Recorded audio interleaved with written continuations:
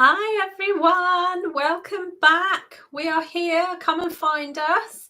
We have just had the best presentation, sorry I couldn't think of the word there, from Christine, the lovely Christine, who has joined us. So thank you so much for coming, Christine. We absolutely love blankets. Everyone loves blankets, I think, but I think they think that it's so just straightforward, but actually there's so many things that you can think about and so many different things you can do.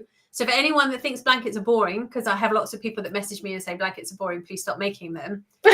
Actually, come and see this lady here because they are not boring at all, at all.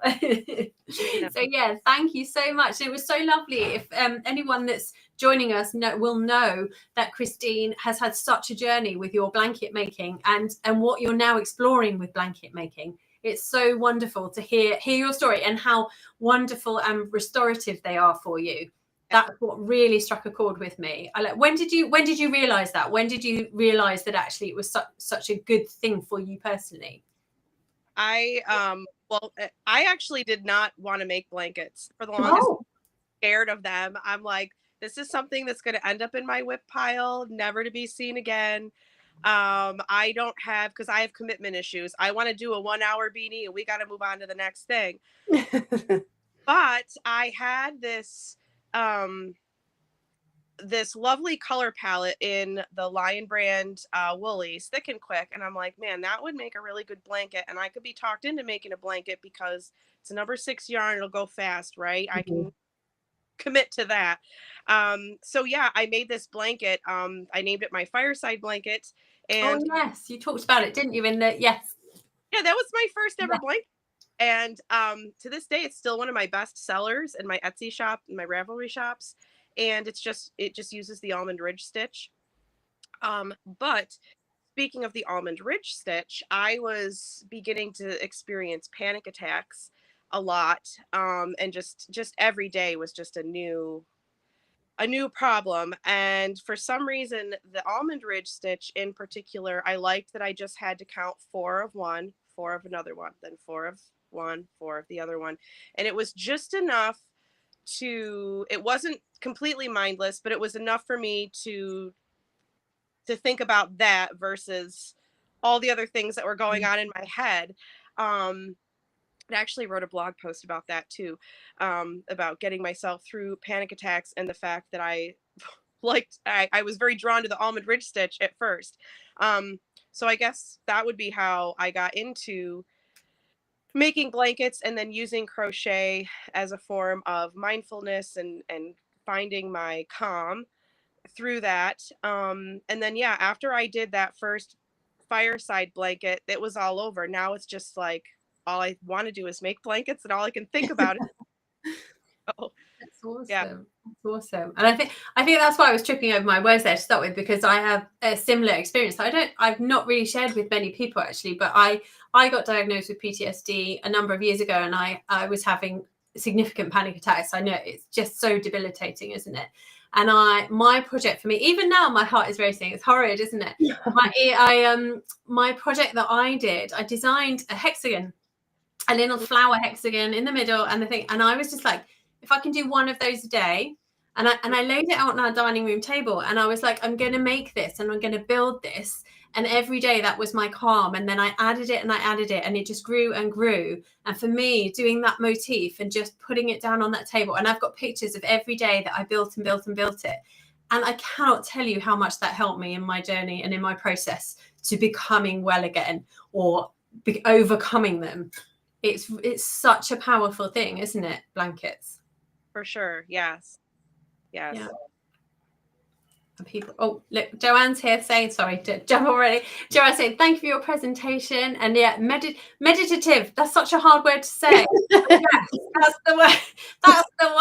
That's the word. And I think as well, even if you don't have anything to need to work through or anything, I think it's just really good for all of us to take that time in that space, isn't it? Definitely. Oh, it's jumping around. Jessica's saying your patterns are so beautiful. I tend to love them before I know who the designer is. And I think your patterns have definitely got you definitely in them. I can look at them and say, yeah, that's Christine's pattern. Definitely. Yeah, and another vote saying, I love making blankets, super relaxing, and always have one going.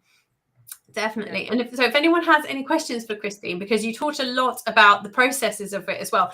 I loved your section on the multiples thing. Like, so many people get confused by the multiples. So if we need to go over that again, please ask us any questions you would like to.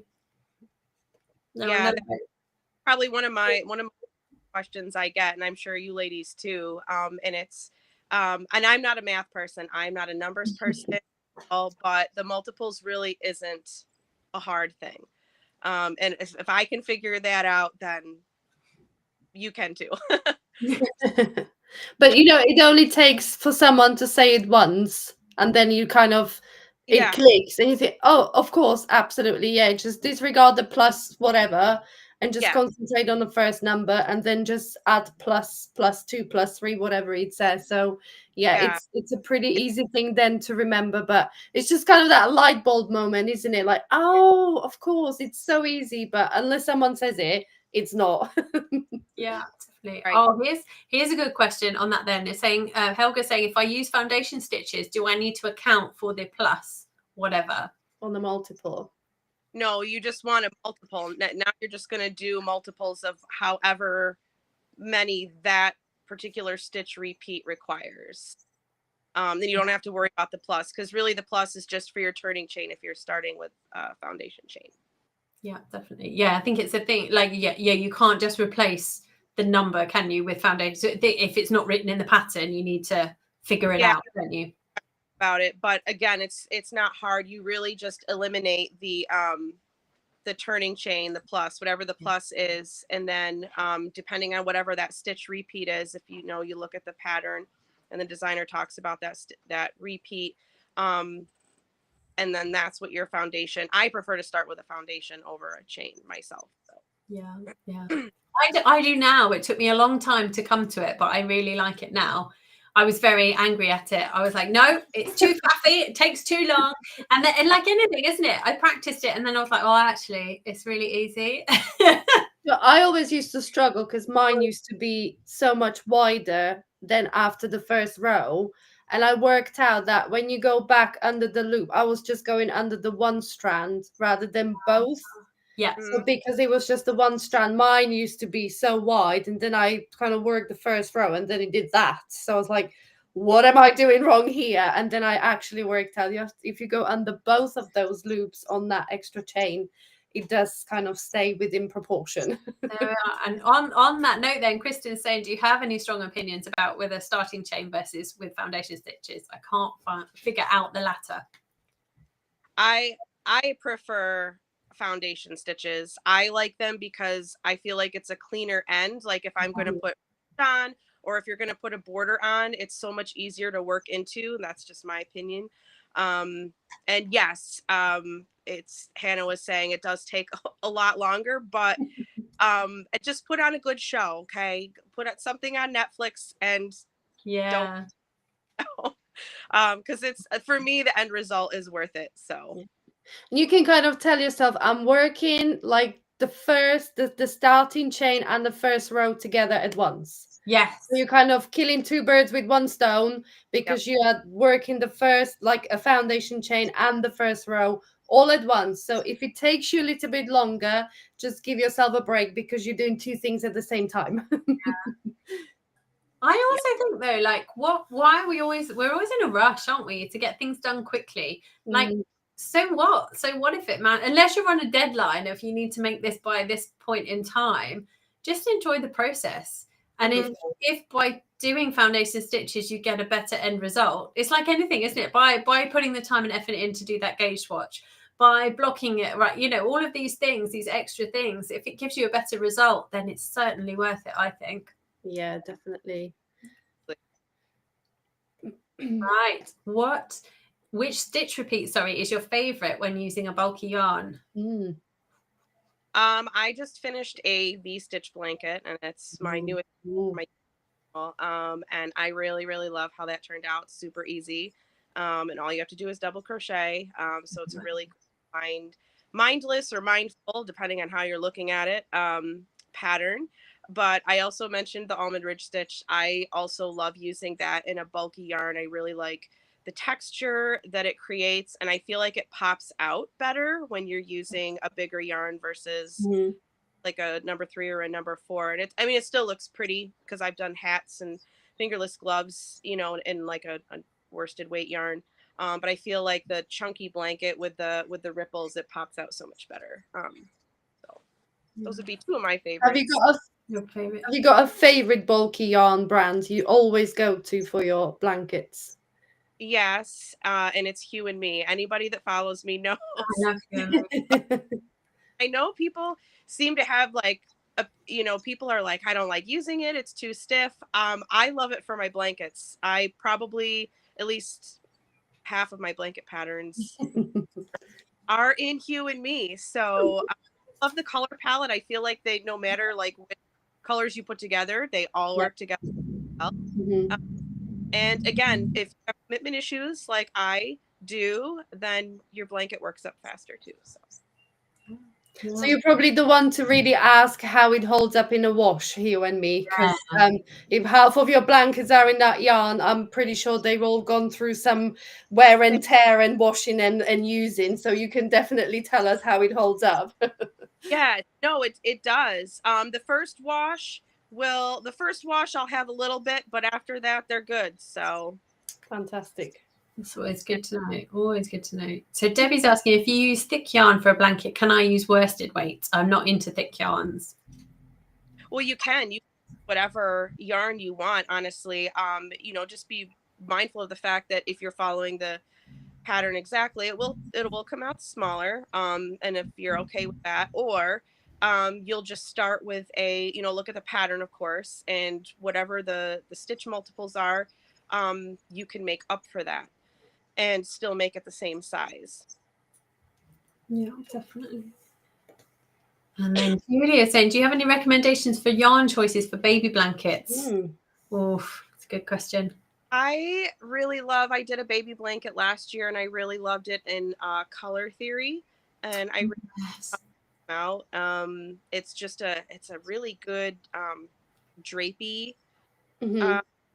yarn. So I don't do a lot of baby blankets, but I do need to make another one here soon, and I'm gonna use Color Theory again because I really love it. Well, again, so the colors of that are chosen by the same design. They're chosen by Alexia, aren't they? Who does the color palette for Hugh and Me? And I'm like, when they came out, I was just like, this is what you need to do. This is what you to choose a designer to choose the colors, and you'll be fine because they all do work with each other, don't they? Yeah, they do. Yeah, they're great. Definitely. Right, look. Oh, lots more I've missed. Scrolling back. Oh, and then again on baby blankets, I'm stuck on this. I have a few skeins of unknown fine baby yarn. What would be the best stitches to make a baby blanket? Ooh, I definitely wouldn't go for like a short stitch, like the linen stitch or, you know, moss stitch. I would go for maybe the granny stitch with something that's a little taller. Yeah. Yeah. You know, go through. Stuck there forever. Yeah. I don't work with a lot of fine yarns just because of my carpal tunnel, so it's hard for me to hold on to the little yarns. But like right off the bat, I would say probably, or maybe like the tulip stitch. The tulip stitch would be really pretty. Yeah, nice, lovely. Definitely. I remember when I first started designing, I did loads of baby blankets. That was like my thing. Like I learned to crochet kind of when all of my friends started having babies and stuff. I was like, right, these are easy gifts. I wasn't earning much money at the time as well. And I was like, I can't afford presents, so I'll make them. And I used like a 2.5 millimeter hook. I bought some yarn from this local market, and it wasn't like really it wasn't labeled as anything. It was just yarn, and I had no idea. And so I just figured out like this kind of hook, kind of like, and this, oh, that's kind of the size I want it. This, like, I think blankets are a great way to experiment with stitches, with yarn, with hooks, with drape, with so many things you can experiment when you're making blankets. Yes, I like that they don't have to fit anything. It's not like they don't have to fit, so you can really just, you know, it's kind of like you said, it's, you know, it's almost like a free-for-all, and you can experiment, and it's flat, and you just work back and forth in rows. Well, most blankets you work back and forth in rows, but and it's just good repetition and practice, and yeah, great to experiment with. Definitely. Oh, we've got someone, Billy Joe, saying, love your crochet tops. Thank you. And then Andrea's added to the conversation about the foundation chain, which is a really good point. Crochet into the back bumps. I always crochet into the back bumps anyway, even if I'm doing a foundation chain. So if you're unsure about foundation chain, it will give you another smoother look. And it does, because it rotates it so that you've got both of the loops then on the other side, haven't you, for when you're working the border. So yeah, that's another really good tip there. Do you have any tips on choosing fresh color palettes? That's what I do. I go to Pinterest and I search up what mood I'm looking for. Yeah. And I'll just create a board, and I'll, from there I'll piece together, what yarns. That's how I'm working on my Christmas Advent blanket already. And that's, how I chose the colors for that, is I just, I knew I guess the vibe I was going for with this blanket. I didn't want it to be super Christmassy, like all reds and greens. I wanted some other colors in there so people can use it all year round. So I found, some color palettes, put them together, and just chose what ones I like best. I also do look on, I like looking at Anthropologie's blankets specifically, because I look, that gives me ideas. The colors that they put together, they just in particular together. So I will also look them up. I know that's weirdly specific, but that's how. So. Yeah, I think anything, if you like a certain brand or a certain company, I think definitely go and look at their stuff, and that yes, the stuff for my home comes from this company. So therefore, if you I look everywhere for color palettes. I'm always like taking pictures of all sorts of random things, going, oh, I like those together. Like, for example, the sweater that you're wearing, Christine, I really love those colors together. Like that would be an awesome blanket selection there. Yes, absolutely. Definitely. Right, where have we got to? Jessica saying, what yarn is best for a lightweight throw for those that get chilly with the air conditioning or breezy beach time? I'm in the north, so I crochet a lot to stay warm. Do a lot of warm weather blankets, but I will go back to the color theory, because again, I really like that was a nice, like, breezy, easy breezy type blanket. But also I would do like a cotton blend too. Yeah. Find a nice cotton blend yarn, if you live in a warmer state than I do. Definitely like a number 3 or a number 4 cotton blend is probably what I would reach for. But yeah, I guess I might not be a lot of help, because like I said, I usually work with bulkier yarn. I'm trying to stay warm up here. So I think it depends what you're looking for, doesn't it? I mean, like, but Veronika and I have just done a crochet along, haven't we? And we use sport weight, didn't we? Yeah. And actually it worked, because they're motifs and they were like relatively like open and long stitches. They didn't actually take that long to make, did they? Yeah. We have been talking about bamboo yarn as well. Yes. Perhaps that would create a really lightweight drapey throw. Yeah. It would be warm, actually, wouldn't it? Yeah, bamboo would be nice and warm. Yeah. Yeah. And that's the other important thing. It's like thinking about the fiber and the yarn weight for its purpose.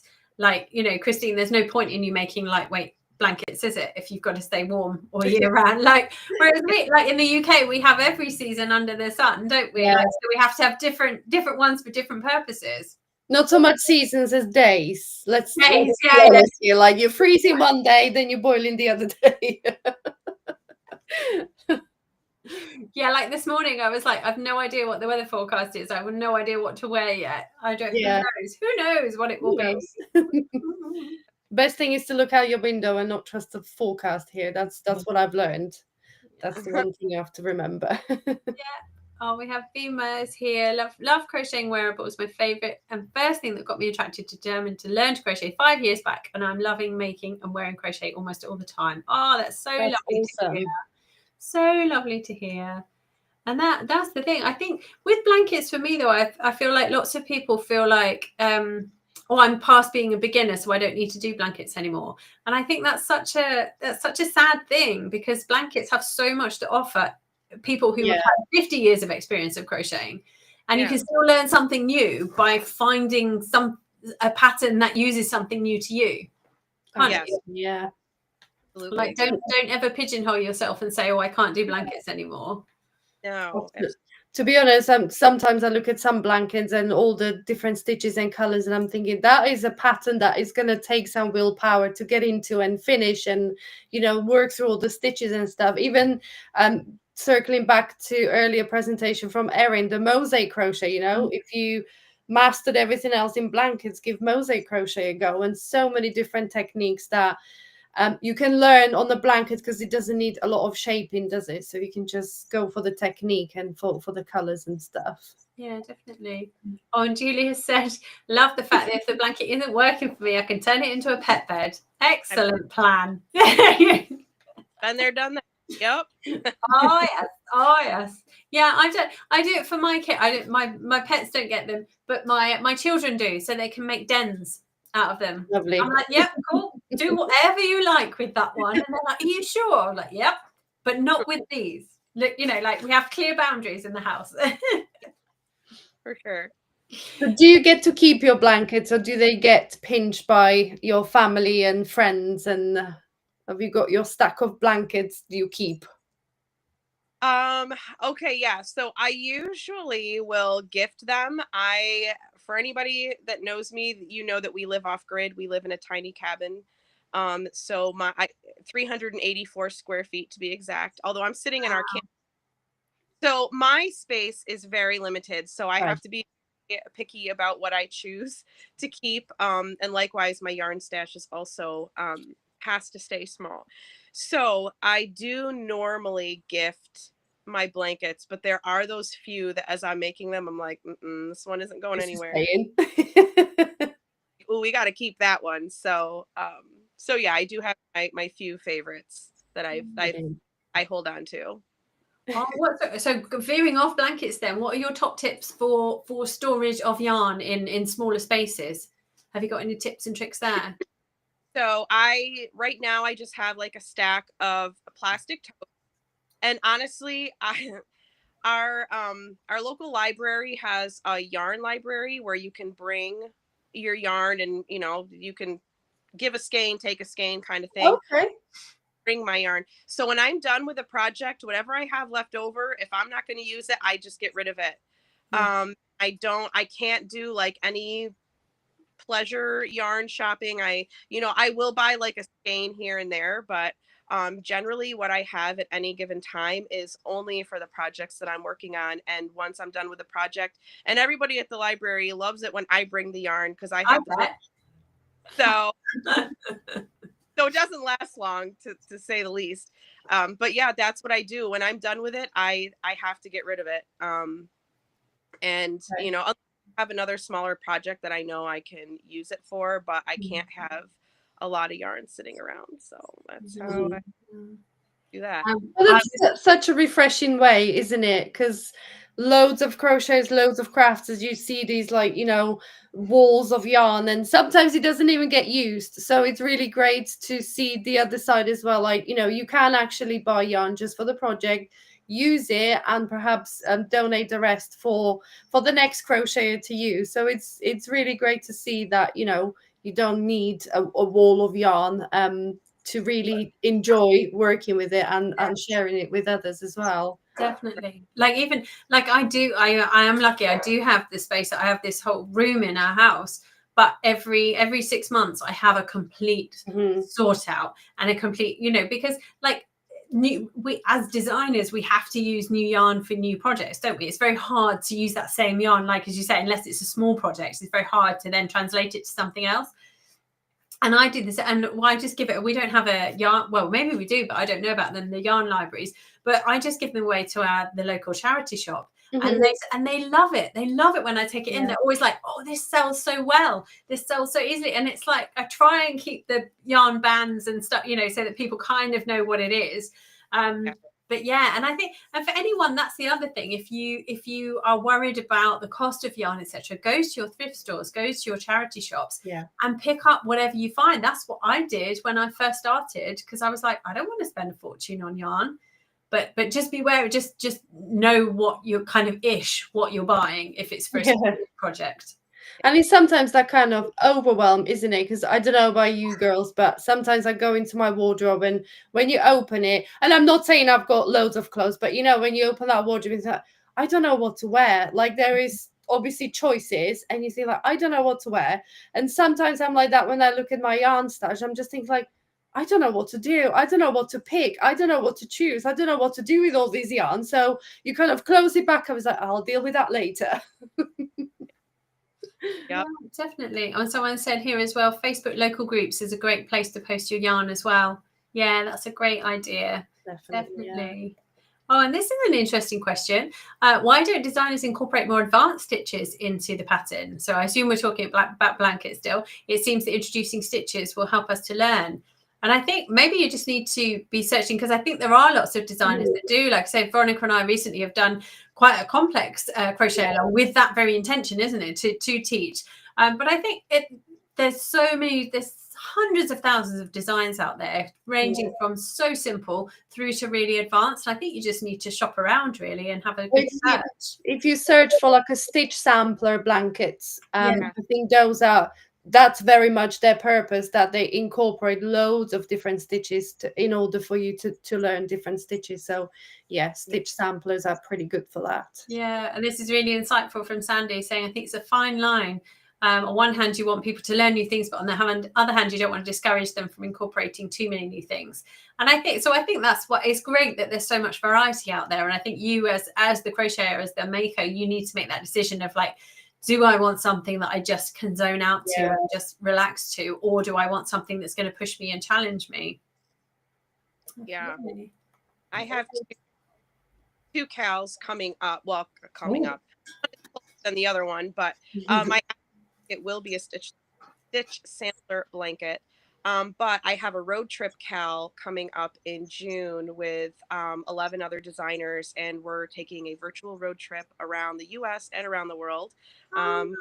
And that is for intermediate and up crocheters. So that's going to drop June 15th, and there's a lot of awesome sections in that with, if you're looking for a nice challenge, there is Mosaic Crochet. Erin from Juniper and Oaks designed a mosaic strip, and there's some really fun ones. So that sounds awesome. So the best way, I suppose, to hear about that is to sign up to your email. So if people go and get their freebie from the summit, actually make sure you sign up and get your freebie from Christina, and she will let you know about that, because that, I think, a crochet along as well is an amazing way if you are wanting to venture into something different but a little bit intimidated by it. Join a crochet along, and this one sounds perfect.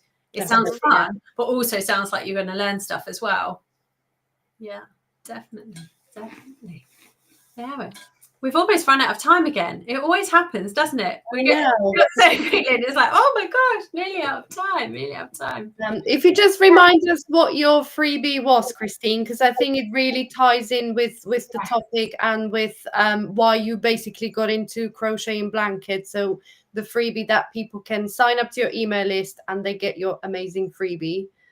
The Calm Through Crochet guide is, I just wrote a short guide on, my journey to finding, mindfulness through crochet. And, I do still struggle with it, but it's so much better than it was. And, hopefully will help the maker on their journey. And you don't even need to be, you don't have to struggle with PTSD or anxiety or anything. I think it's just a very meditative practice on its own. So no matter who you are, I think you'll benefit with my Calm Through Crochet guide. Awesome. Lovely resource, and that is completely free. If you go through in the system, in your login, go to Christine's page and you can sign up for her list, and she will send it to you magically. as if by magic. Definitely. Oh, Christine, thank you so much for joining us today. It's been, I know you've been poorly, so thank you so much for being able to be with us. Thank you. Time next for who's next? It's Selena. Selena's next, talking about ways and methods for teaching crochet, which is awesome. I said, anyone that thinks, oh, that's not for me, you need to go and watch it, because absolutely it is for you. Definitely. For everyone. We'll go over and watch that, and then we'll be back live with Selena as soon as that finishes. So hop on over, everyone, and we'll see you soon. Thank you so much, Christine. See you soon, everyone.